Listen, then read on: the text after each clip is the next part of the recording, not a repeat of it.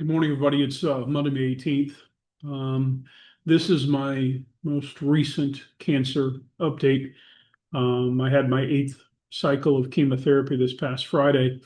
And originally, when we started all this, it was going to be 8 cycles and then a discussion about going to long-term maintenance therapy. But due to the fact that I was in the hospital for a week with C. diff and pancreatitis and sepsis, it seems to set me back a little bit, where now the doctors are telling me that I've got 4 more cycles of chemotherapy that I have to go through, which is not the news that I wanted to hear. I was upset.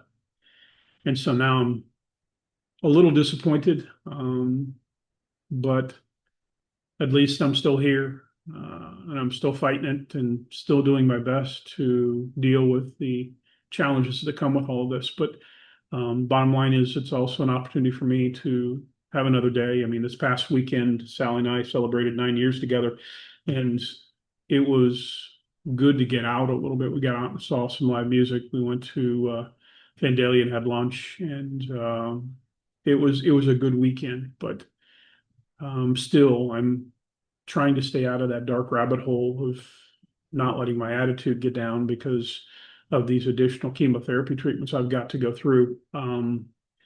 It's a little disconcerting, but during the doctor's visit with the physician's assistant, Corey, he said some things that really upset me. One of them was he kept talking about quality of life. And unfortunately, there's a finality that comes with that, where it's almost like they're giving you a bit of a death sentence when they talk about quality of life. We want you to be as comfortable as possible while dealing with this. And then he also stated the fact that there's really, in his opinion, no way that I will ever be cancer free. And I'm going, I've got a brother-in-law that was stage 4 that's now cancer-free. I read instances of individuals that are stage 4 that find a way to be cancer-free or in remission at that point. I think there's a positive here. It's just I wished he would have chose his words a little more carefully at that point. And unfortunately, I'm hyper-focusing on those and listening to those, just looking for anything I can grasp that gives me hope. And so I've got to make the decision that he's talking about the masses. He's not talking about me. I'm going to beat this. So I'm going to continue to fight. I'm going to continue to do what I'm asked to do to the best of my ability. I'm going to suck it up and stop whining about the fact that I have to go through more chemo. But I'm going to do the best I can. There's some good things here in the fact that, again, the last two, the Hizoot oxaliplatin chemo drug they were using, which is really hardcore. The first 7 cycles and versus 6 cycles pretty much kicked my rear end.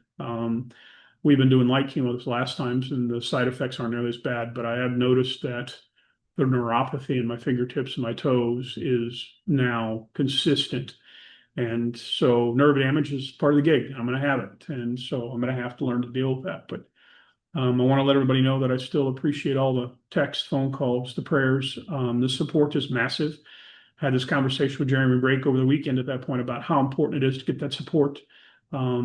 Some people like to internalize that, and I understand it, and I appreciate and respect what you're doing, but I made the decision I'm going to let people know what's going on, so that way they can deal with however they choose. But the bottom line is I'm going to let people know and give them updates, let them know what I'm going through, and know that this is a battle. This is a marathon. It's not a sprint. And I'm going to try to get my attitude where it belongs. I'm going to continue to fight. I'm never going to back down. And I'll be the first one to admit cancer sucks. It doesn't play fair, but that doesn't mean that we can't get by this. So he chose me for a reason. I'm going to keep fighting. And I wanted to let everybody know I love them, love and light to everybody, to Kathy and Sandy going through this with you. We're fighting together.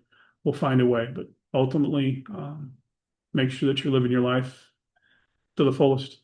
Each and every day is a gift. It's a blessing. I'm grateful for it. And I will continue to do my best to do the things that I love and be with the people that I love. And that's all I can do. So have a great Monday. Have a great week. Memorial Day is coming up. Please be safe, but have a great time and hug your family a little tighter and enjoy your time. And hopefully I'll get a chance to see you soon. Bye.